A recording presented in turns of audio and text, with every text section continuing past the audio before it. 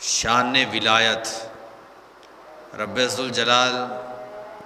مجھے حق سچ بیان کرنے کی توفیق عطا فرمائے۔ اللہ تعالیٰ قرآن کریم میں یہ ارشاد فرماتا ہے ان اولیاءہ الا المتقون، نہیں ہیں اس کے دوست مگر متقی لوگ، یعنی پرہیزگار لوگ ہی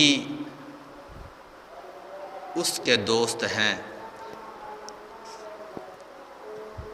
اولیاء جمع ہے ولی کی،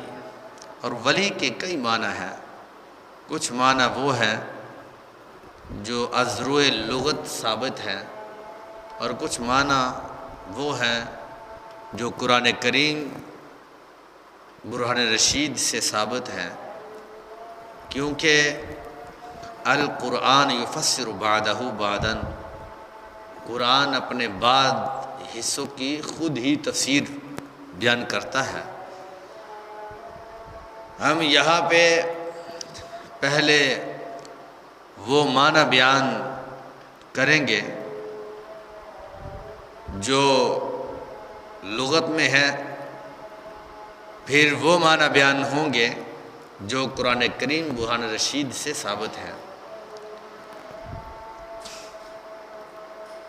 اللہ ولیک، اللہ تیرا نگہبان ہے۔ یہاں ولی کے معنی جو ہے یہ نگرانی کرنے کے لحاظ سے ہیں۔ عربی لغت میں اس کے جو معانی بیان کیے گئے ہیں وہ بہت زیادہ ہیں۔ بہرحال اللہ کا کامل ولی جو ہوتا ہے وہ رب ذوالجلال کی اطاعت اور فرما برداری میں لگا رہتا ہے، اور پھر جو ولی ہوتا ہے وہ اپنے مرید کی کامل نگرانی کے اندر رہتا ہے، اس کو بے راہ روی کا شکار نہیں ہونے دیتا، وہ اللہ کے حکم سے اور اس کی اطاعت سے وہ اپنے جو مریدین اس کے ہوتے ہیں اس کو ہر مشکل کے لحاظ سے اس کی وہ ولی جو ہوتا ہے وہ نگرانی کرتا ہے، کیونکہ اس کے پاس جو بیٹھنے والے لوگ ہوتے ہیں تو وہ ان لوگوں کی نگرانی کرتا ہے جو اس سے سبق لینے کے لیے آتے ہیں، تو ان کو وہ سبق بھی عطا کرتا ہے۔ ہمارے شیوخ نے ولی کی جو تعریف کی ہے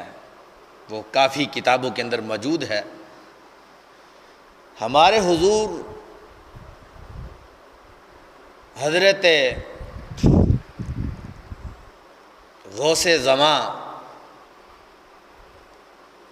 غوث الاغیاث سراج العارفین حضرت اقدس حضور میاں شیر محمد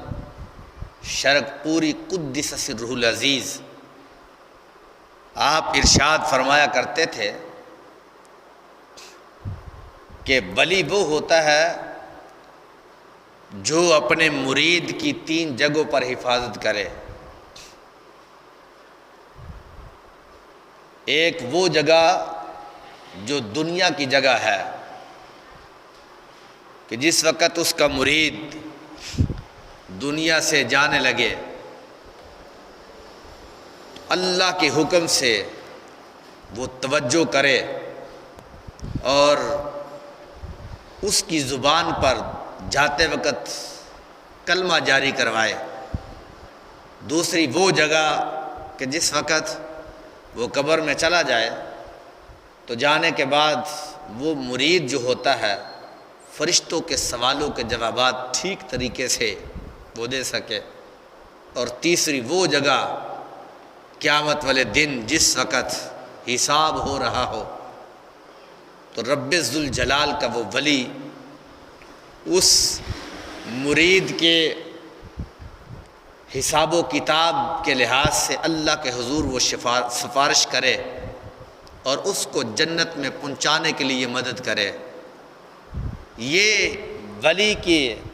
3 کام ہوتے ہیں جو اہم ترین ہوتے ہیں۔ یہ ہمارے حضور حضرت میاں شیر محمد شرکپوری قدس سر العزیز جو ہے آپ فرمایا کرتے تھے۔ اسی طرح حضرت شیخ تاج العارفین ابو الوفا فرماتے ہیں لا یکون الشیخ شیخا حتی یعرف من کاف الی کاف فقیل له ما کان وما کاف فقال یطلعہ اللہ عز وجل علی جمیع ما فی الکونین من ابتداء خلقہ بکن الی مقام وقفوہم انہم مسئولون۔ کوئی شخص اس وقت تک کامل شیخ نہیں ہو سکتا جب تک کہ کاف سے لے کر قاف تک، یعنی جو چھوٹی کاف ہوتی ہے اس سے لے کر آگے قاف موٹی جو ہے اس کاف تک کی معرفت جو ہے وہ حاصل نہ کرے۔ پوچھا گیا کہ یہ کاف سے قاف تک کا معاملہ کیا ہے، اس کا کیا مطلب ہے؟ تو آگے سے حضرت شیخ تاج العارفین ابو الوفا فرماتے ہیں کہ اللہ تعالیٰ اس کامل کو دونوں جہانوں کی تمام مخلوق کی خبر دیتا ہے، دونوں جہانوں کی، یعنی اپنی جناب سے۔ یہ اس ولی کی تعریف کو یہ آپ بیان کر رہے ہیں کہ ولی وہ ہوتا ہے کہ جس کو رب ذوالجلال اپنی جناب سے اور اپنی کرم نوازی سے اس کو دنیا کی بھی اور آخرت کی بھی خبر دیتا ہے۔ یعنی آگے پھر یہ بیان کرنے لگے کہ ما فی الکونین من ابتدائی خلقہ بکن الی مقام من واقفوہم انہم مسئولون، کہ کلمہ کن سے پیدائش کی ابتدا سے لے کر دوزخ کے اس مقام تک کی اطلاع جہاں دوزخیوں کو کھڑا کر کے ان سے سوال کیا جائے گا۔ یہ آگے سے انہوں نے تعریف بیان کی، اور بلکہ حضرت عبد الوہاب شعرانی نے میزان الشریعت میں اس کو لکھا ہے ائمۃ الفقہاء والصوفیہ کلہم یشفعون فی مقلایہم ویلاحظون احدہم عند طلوع روحہ وعند سوال منکر ونکیر لہ وعند نشر والعشر والحساب والمیزان والصراط ولا یخرقون عنہم فی موقف من المواقف۔ حضرت عبد الوہاب شعرانی نے لکھا ہے کہ بے شک جو سب پیشوا اولیاء علماء جو ہے اپنے اپنے متبعین کی شفاعت کریں گے، اولیاء اپنے مریدوں کی شفاعت کریں گے، علماء اپنے مقتدیوں کی اور اپنے شاگردوں کی جو ہے وہ شفاعت کریں گے۔ اور جب اس کی روح نکلتی ہے، جب منکر نکیر اس سے سوالات کرتے ہیں، جب اس کا حشر ہوگا، جب اس کا نامہ اعمال کھلے گا، جب اس کا حساب لیا جائے گا، جب اس کے عمل تولے جائیں گے، جب وہ پل صراط سے گزرے گا، ہر وقت ہر حال میں اس کی نگرانی کرتے ہیں، اصلاً کسی جگہ اس سے غافل نہیں ہوتے۔ کہ یعنی یہ بیان کیا حضرت امام عبد الوہاب شعرانی نے کہ ولی وہ ہوتا ہے کہ جو اپنے مرید کیا لحاظ اور نگرانی جو ہے وہ کس جگہ پر کرتے ہیں کہ جب وہ دنیا میں ہوتے ہیں تو اس وقت بھی وہ ولی کامل جو ہوتا ہے اپنے مرید کی نگرانی کرتا ہے کہ وہ کہیں غلط جگہ سے نہ چلا جائے اور وہ کہیں صحیح رستے سے بھٹک کر وہ غلط کی طرف نہ چلا جائے۔ وہ پیر جو ہے وہ مرتے وقت اس کی زبان پر کلمہ اللہ کے حکم سے وہ دعا کر کے جاری کرواتے ہیں۔ وہ ولی جب اس کا مرید قبر میں چلا جائے، اس قبر کے اندر جب فرشتے سوالات کرنے کے لیے آتے ہیں، تو وہ ولی کا کام یہ ہوتا ہے کہ وہ اپنے اس مرید کی زبان پر جو کلمہ ہے، کلمہ حق ہے، اس جگہ پر جب شیطان حملہ کر رہا ہو تو اس وقت اس کی زبان پر کلمے کو جاری کروانا، یہ ہوتی ہے دلیل، یہ ہوتا ہے ولی کا کام۔ اور پھر وہ کل قیامت والے دن جب حشر کا دن ہوگا تو اس حشر والے دن وہ مرید جب نفسا نفسی کے عالم میں پسینے کے اندر شرابور ہوگا، تو حضرت امام عبد الوہاب شورانی نے لکھا ہے کہ وہ ولی اس وقت بھی رب سے سفارش کرے گا، سفارش کر کے اس کو میدان محشر کی اس مشکل سے نکال کر اس کو جنت میں داخل کروانے کا کام دیتا ہے۔ حضرت علامہ عبد الوہاب شورانی نے پھر یہ بات لکھنے کے بعد آپ نے حضرت جنید بغدادی رضی اللہ تعالیٰ عنہ کے ایک شاگرد کا یہ واقعہ لکھا۔ کہنے لگے کہ کیسے ایک ولی اپنے مرید کی حفاظت کرتا ہے، کتنی طاقت رب ذوالجلال نے ان کو دی ہوتی ہے۔ آپ ارشاد فرماتے ہیں کہ حضرت جنید بغدادی رضی اللہ تعالیٰ عنہ کہ ایک شاگرد نے ایک حسین و جمیل لڑکے کو بری نظر سے دیکھا، نظر ان کی بری پڑ گئی تو کیا ہوا کہ وہ جو مرید تھا، چونکہ وہ حضرت جنید بغدادی رضی اللہ تعالیٰ عنہ کا تھا، تو ان کا چہرہ سیاہ ہوا، اس مرید کا، یعنی جب سیاہ ہوا تو حضرت جنید بغدادی رضی اللہ تعالیٰ عنہ کو خبر ہوئی۔ 3 دن تک رب ذوالجلال کی بارگاہ میں استغفار کرتے رہے، تب جا کے رب ذوالجلال نے ان کی جو پہلے والی رنگت تھی اللہ نے اس مرید کو عطا فرما دی تھی، کہ یعنی جو ان کا عمل تھا بری نظر کی بنیاد پر ہوا تھا، تو اس بنیاد پر اس کا چہرہ جو تھا، جو ایمان کا نور تھا وہ نکلا، چہرے کی رنگت تبدیل ہوئی، اور چہرے کی جو حالت تھی وہ سفیدی سے سیاہی کی طرف نکل آئی۔ تو حضرت جنید بغدادی چونکہ ان کے پیر و مرشد تھے، جس کی بنیاد پر انہوں نے رب ذوالجلال سے استغفار کیا، اس کے لیے بخشش کی دعا مانگی، ان کو توبہ کے لیے کہا، اس اپنے مرید کو انہوں نے بھی توبہ کی، تو رب ذوالجلال نے پھر اس کی وہی حالت کر دی جو حالت ان کی پہلے تھی، غلط نیت سے پہلے کی جو تھی اس حالت کے اندر اس کو کر دیا گیا۔ تو اسی وجہ سے حضرت عبد الوہاب شورانی نے لکھا ہے، فرمایا کہ جس وقت کوئی مرید مشکل کے اندر ہوتا ہے، اگر وہ مرید خاص تھا گناہوں کی طرف وہ پلٹا، تو وہ جو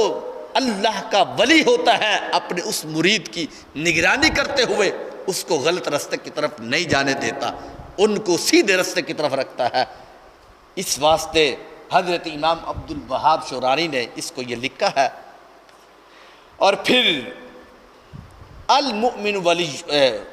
اللہ، مومن جو ہوتا ہے، ولی جو ہوتا ہے، وہ اللہ کی اطاعت کے اندر لگا رہتا ہے، جو اللہ کا حکم ہوتا ہے اس اللہ کے حکم کے پیچھے وہ لگا رہتا ہے، جیسے رب کا حکم آتا ہے اس لحاظ سے اس کے پیچھے لگا رہتا ہے۔ اس واسطے ولی کا معنی جو ہے وہ اطاعت کرنے والا بھی ہے، کہ رب کے حکم کی اطاعت کرے، جو رب کا حکم تھا اس کے مطابق وہ اپنی زندگی کو بسر کرے۔ یہ مومن کامل کی نشانی یہ بیان کی گئی ہے کہ وہ کبھی بھی ایک لمحہ کے لیے بھی وہ ادھر ادھر ہٹتا نہیں ہے، اپنے قدموں کو پھسلنے نہیں دیتا رب کے حکم سے۔ یہ مومن کی نشانی کو بھی یہ بیان کیا گیا ہے، بلکہ آگے سے نبی کریم علیہ السلام کی یہ حدیث شریف جو ہے یہ بیان کرتے ہوئے کہتے ہیں، ان احب الخلائق الی اللہ عز وجل شاب حدیث السن فی صورت حسنۃ جعل شبابہ وجمالہ للہ وفی طاعت اللہ ذلک الذی یباہی بہ الرحمن ملائکتہ یقول ھذا عبدی حقا۔ سید عالم نور مجسم شفیع معظم صلی اللہ علیہ وسلم ارشاد فرماتے ہیں، ساری مخلوق میں خدا کے نزدیک سب سے زیادہ وہ محبوب انسان ہے اور وہ نوجوان انسان ہے کہ جو نوجوان حسین و جمیل بھی ہے، چہرہ بھی بڑا خوبصورت ہے، رب نے ان کو جسم بھی بڑا دیا ہے بھی نوجوان ہے، تو ہمارے آقا علیہ السلام فرماتا ہے اس نے اپنی جوانی، اپنے حسن، اپنے جمال کو اللہ کی رستے میں، اللہ کی فرما برداری میں خرچ کر دیا۔ اس نے دنیا کے کاموں میں اپنی زندگی کو خرچ نہیں کیا، اس نے اپنی زندگی کو، جو جوانی کی زندگی تھی، غلط رستے پر اس نے لگایا نہیں تھا، اس نے اپنی زندگی کو رب کے رستے پہ لگایا، جو رب کا حکم تھا۔ جوانی تھی تو رب کے حکم پر لگا دیا۔ تو یہ جوانی کی جو عبادت ہوتی ہے، جوانی کی فرما برداری جو ہوتی ہے، یہ رب ذوالجلال کے نزدیک بہت زیادہ اہم ہوتی ہے، کیونکہ یہ اللہ کے نبیوں کا طریقہ ہوتا ہے۔ اللہ کے نبی جو ہے اس رستے پر جو ہے وہ اپنی امت کو لگاتے ہیں، اس لیے تو کہا گیا تھا کہ در جوانی توبہ کردن شیوہ پیغمبری، کہ یہ جو جوانی کے اندر توبہ ہوتی ہے یہ تو پیغمبروں کا طریقہ ہوتا ہے، پیغمبروں کا شیوہ ہوتا ہے۔ اس واسطے ہمارے آقا علیہ السلام نے بھی اس مقام پر اسی کو یہ بیان کیا ہے، فرمایا جو بندہ اپنی جوانی کو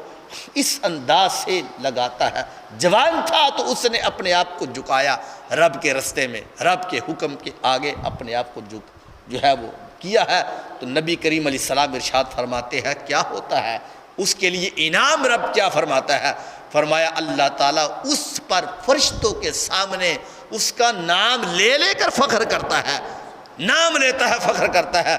اور کیا کہتا ہے؟ فرمایا فرشتوں دیکھو یہ ہے میرا بندہ، یہ ہے وہ میرا بندہ، یقول ھذا عبدی حقا، رب فرماتا فرشتوں یہ ہے میرا بندہ کہ جس نے میرے بندے ہونے کا حق ادا کر دیا ہے، کہ جیسے میں نے حکم دیا تھا کہ میرا بندہ ایسے بنے، اس بندے نے تو ویسے کا بن کر حق ادا کیا ہے، اپنی زندگی کو، اپنی جوانی کو برباد نہیں کیا، اپنی زندگی کو، اپنی جوانی کو شیطان کے رستے پہ نہیں لگایا، اس نے اللہ کے حکم پر اس رستے پہ چلایا اپنے آپ کو۔ تو رب ذوالجلال پھر فرماتا ہے، یہ گارنٹی، یہ گواہی ہمارے آقا علیہ السلام کی ہے، فرماتا ہے کہ میرے فرشتوں یہ ہے وہ بندہ کہ جس بندے نے میرا بندہ ہونے کا حق ادا کر دیا ہے، لہذا تم گواہ رہنا کل قیامت والے دن اس بندے کو میں نے جنت کا وارث بنا دیا ہے۔ یہ ہوتے ہیں رب ذوالجلال کے وہ کامل بندے، کامل جو ولی ہوتے ہیں۔ سرور کائنات صلی اللہ علیہ وسلم کا یہ فرمان مبارک تفسیر قرطبی کے اندر یہ موجود ہے کہ سید عالم صلی اللہ علیہ وسلم نے فرمایا کہ جب قیامت کا دن ہوگا تو ایک پکارنے والا پکارے گا کہ میرے وہ بندے کہاں ہیں جنہوں نے میری اطاعت کی اور غیب سے میرے عہد کی حفاظت کی، کہ یعنی دنیا کے اندر جب وہ تھے تو انہوں نے اپنے آپ کو شیطان کے رستے پر نہیں لگایا، انہوں نے اپنے آپ کو میرے رستے پر لگایا۔ تو ہمارے آقا علیہ السلام فرماتے ہیں کہ وہ لوگ کھڑے ہو جائیں گے قیامت والے دن، تو جب وہ کھڑے ہوں گے ان کے چہرے 14ویں رات کے چاند چمکتے ہوئے ستاروں کی طرح ہوں گے، چاند جیسے 14ویں رات کو چمکتا ہے ایسے ان کے چہرے ہوں گے، جیسے ستارے چمکتے ہیں ایسے ان کے چہرے ہوں گے۔ سرکار فرماتے ہیں وہ نور کی اونٹنیوں پر سوار ہوں گے جن کی نکیلیں یاقوت کی ہوں گی، اور سب کے سامنے وہ ان کو لے کر وہ اٹھ جائیں گے اس میدان معاشر سے، یہاں تک کہ وہ عرش کے سامنے کھڑے ہو جائیں گے۔ اللہ تعالیٰ ان سے فرمائے گا میرے ان بندوں پر، ہر میدان معاشر والا بندہ جو ہے وہ ان کو سلام کرے، میرا سلام ہو ان بندوں پر۔ کن بندوں پر؟ ہمارے آقا علیہ السلام فرماتے ہیں یہ وہ بندے جنہوں نے رب کی اطاعت کی، رب کا حکم مانا، رب کی فرما برداری کی، انہوں نے اپنے آپ کو رب کے رستے سے سائڈ پہ نہیں کیا ہے، انہوں نے ایک لمحے کے لیے بھی رب کی نافرمانی نہیں کی ہے۔ ہمارے آقا علیہ السلام فرماتے ہیں رب کہے گا اے میرے بندو تم پر میرا سلام ہو، تم پر میرا سلام ہو، تم نے میرے وعدے کو پورا کیا ہے، یہاں تک کہ جس وقت وہ پل صراط کو پار کر لیں گے ان کے لیے جنت کے دروازے کھول دیے جائیں گے۔ میدان محشر کے جب لوگ ان کو دیکھیں گے کہ اتنا حسین منظر کہ اونٹنیوں کے اوپر سوار جن کی نکیلیں یاقوت زابرجت کی ہوں گی، تو ہمارے آقا علیہ السلام ارشاد فرماتے ہیں کہ جب وہ اس کے اوپر بٹھا کر پل صراط جو 1000 سال کی مسافت کا ہے، جب وہ چل کر وہ پار کریں گے اور ان کے لیے میدان محشر کے دروازے جو ہے وہ کھلے ہوئے ہوں گے، تو ہمارے آقا علیہ السلام جنت کے دروازے کھول دیے جائیں گے، تو ہمارے آقا علیہ السلام فرماتا ہے پھر میدان محشر والے جب یہ عمل دیکھیں گے کیسے دھلے جا رہے ہیں، کیسے نورانی چہرے والے جا رہے ہیں، ہمارے آقا علیہ السلام ارشاد فرماتے ہیں تو پھر پوچھیں گے میدان محشر والے کیا یہ اللہ کے نبی ہے جن کو اتنی شان دی گئی ہے؟ یہ لوگ کون ہیں؟ اللہ کے رسول ہیں جن کو اتنا مقام دیا گیا ہے؟ تو ہمارے آقا علیہ السلام ارشاد فرماتے ہیں پھر میدان محشر سے آواز آئے گی نہیں، یہ رب کے نہ نبی ہے نہ رسول ہے، یہ رب کے بندے ہیں۔ پھر پوچھا جائے گا کہ آخر یہ بندے کس جگہ پر چلے گئے؟ تو فرمایا ان اصحاب الجنت اليوم فی شغل فاکہون، فرمایا یہ تو لوگ جنت میں جا کر مسرور ہو گئے ہیں، جنت کی نعمتیں کھا رہے ہیں، یہ تو بندے جنتی ہے اور ان کے لیے جنت کی حورانیں جو غلمان ہیں ان کے لیے جو ہے ان کے استقبال کے لیے کھڑی ہے۔ یہ ہوتے ہیں رب کے بندے، یہ ہوتے ہیں رب کے ولی کہ جنہوں نے ایک لمحے کے لیے جو ہے اپنے آپ کو آگے پیچھے نہیں کیا۔ تو سرکار مدینہ صلی اللہ علیہ وسلم ارشاد فرماتے ہیں کہ پھر رب ذوالجلال ان کو قیامت والے دن اس طرح جو ہے وہ شان و شوکت عطا فرمائے گا، اور بلکہ یہاں تک نہیں ہے، رب تو یہ ارشاد بھی فرماتا ہے قرآن کریم کے اندر، ارشاد فرماتا ہے وَسَخَّرَ لَكُم مَا فِي السَّمَاوَاتِ وَمَا فِي الْأَرْضِ جَمِيعًا مِّنْهُ، فرمایا جو رب کے حکم کی فرما برداری کرتا ہے، رب کی تابع فرمان ہوتا ہے، تو پھر کیا ہوتا ہے؟ ہم زمین و آسمان کو ان کے تابع کر دیتے ہیں، ہم زمین ان کے تابع کر دیتے ہیں، جو کچھ بھی ہوتا ہے وہ جو چاہتے ہیں رب سے دعا مانگتے ہیں، اللہ تعالیٰ ان کی دعا کو قبول کرتا ہے۔ اب یہاں پر جو ہے ولی کا معنی فرما برداری کے لحاظ سے تو بیان کیا گیا، لیکن ہمارے صوفیاء نے ولی کے بڑے معنی بیان کیے ہیں، جن میں سے ایک معنی ولی کا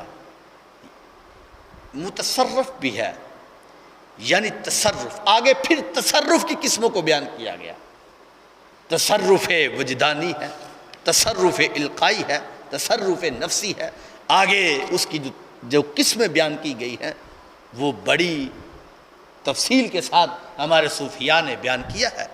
جن میں سے ایک قسم جو تصرف کی ہے وہ وجدانی کی بھی ہے۔ اب یہ وہ تصرف ہے جس میں جذب و سکر کی کیفیت جو ہے وہ پائی جاتی ہے۔ مثال کے طور پر ایک مرتبہ حضرت باقی باللہ جو حضرت شیخ احمد سرہندی قدس سرہ العزیز آپ کے مرشد گرامی ہے، حضرت باقی باللہ رحمہ اللہ تعالی علیہ، یہ وہ بزرگ ہے، آپ کے ہاں مہمان آ گئے، جس وقت مہمان آئے تو اس وقت آپ کے پاس کوئی کھانے کے لیے کوئی پینے کے لیے کوئی چیز موجود نہیں تھی، مہمانوں کی خدمت بھی کرنی تھی، تو حضرت شیخ باقی باللہ رحمہ اللہ تعالی علیہ قدس سرہ العزیز آپ باہر نکلے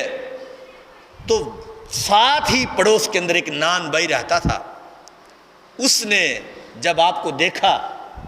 اور آپ کے جو تاثر تھا چہرہ مبارک کا، وہ سمجھ کے کہ لگتا ہے کہ آپ کے ہاں کوئی مہمان آگے ہیں، لنگر خانے میں دیکھا تو کوئی چیز موجود نہیں تھی، اس کے گھر کے اندر کھانا بڑا لذیذ پڑا تھا، مشروب پڑا تھا، اس نے سارے کا سارا کھانا اٹھا کر حضرت شیخ باقی باللہ رحمہ اللہ علیہ کے پاس لے آیا۔ جب وہ کھانا پیش کر دیا گیا آپ بڑا خوش ہوئے، مہمانوں نے کھانا کھایا، اس کو بڑا پسند کیا کہ آج ہماری خدمت بہت اچھی ہوئی ہے۔ حضرت شیخ باقی باللہ رحمہ اللہ علیہ آپ نے جب اس کو دیکھا تو بڑا خوش ہوئے، تو آپ نے اس کو بلایا، فرمایا نان بھائی بتاؤ مانگو کیا مانگتے ہو، یعنی ایک کیفیت دیکھنا کہ کیسی وجدانی کیفیت ہے، خوش ہوئے کہ تم نے میرے مہمانوں کے لیے میرے اس مشکل وقت کے اندر مجھے میرے مہمانوں کو کھانا دیا ہے۔ تو ظاہر ہے کہ مشکل کے وقت تو عام آدمی کسی کی مدد کرے تو بڑا خوش ہوتا کہ یار میں مشکل میں تھا تو تو نے میری مدد کی ہے۔ تو حضرت شیخ باقی باللہ ہو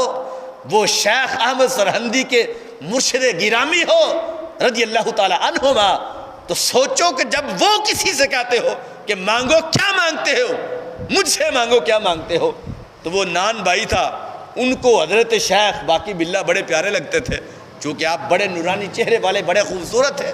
تو جب اس نے یہ سنا کہ میرے آج شیخ نے پوچھ لیا، تو کہنے لگا کہ آپ مجھے کچھ دینا چاہتے ہیں تو جس طرح آپ ہو آپ مجھے اپنے جیسا بنا دو،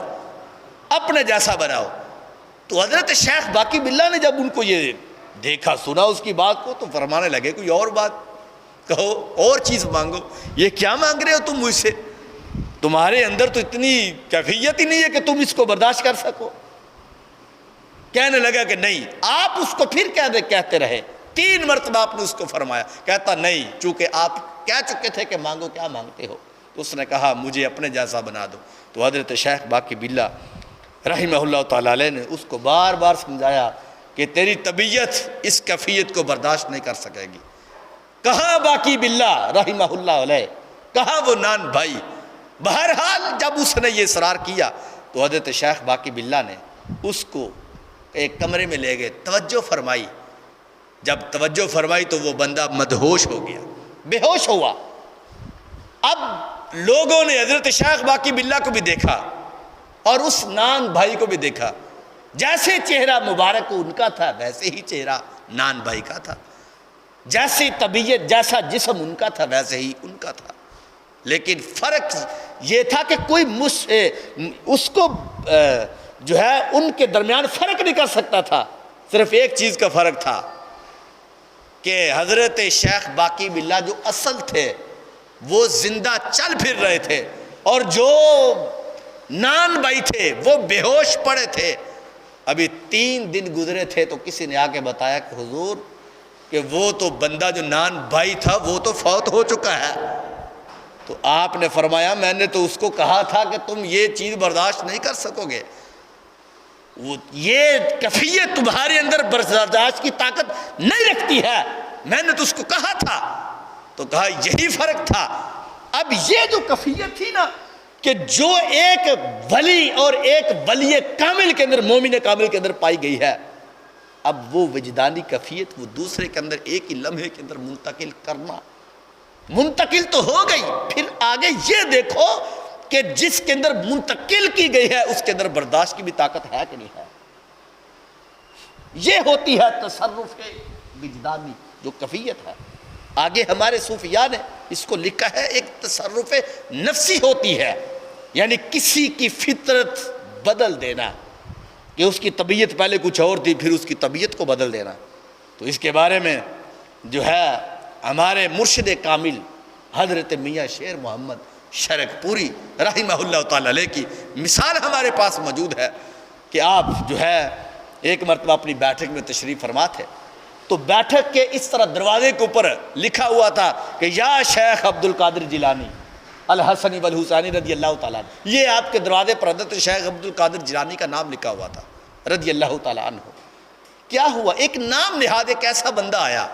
کہ وہ بندہ ایسا تھا کہ وہ چونکہ 11ویں شریف کو اور حضرت شیخ عبد القادر جیلانی کو وہ مانتا نہیں تھا، یعنی منکرین نے اولیاء کرام میں سے ایک منکر آیا۔ جب وہ آیا، نام چونکہ اس نے حضرت حضور میاں شیر محمد شرک پوری کا رضی اللہ تعالیٰ عنہ کو سنا ہوا تھا، اور جس وقت وہ آیا تو کہا کہ یہ بڑے بزرگ اللہ کے نیک بندے ہیں، ولی ہے۔ وہ جو ہی وہ آیا تو دیکھا کہ حضرت حضور میاں صاحب رحمۃ اللہ علیہ کے دروازے کے اوپر یہ حضرت شیخ عبد القادر جیلانی الحسنی والحسینی کا نام لکھا ہوا ہے۔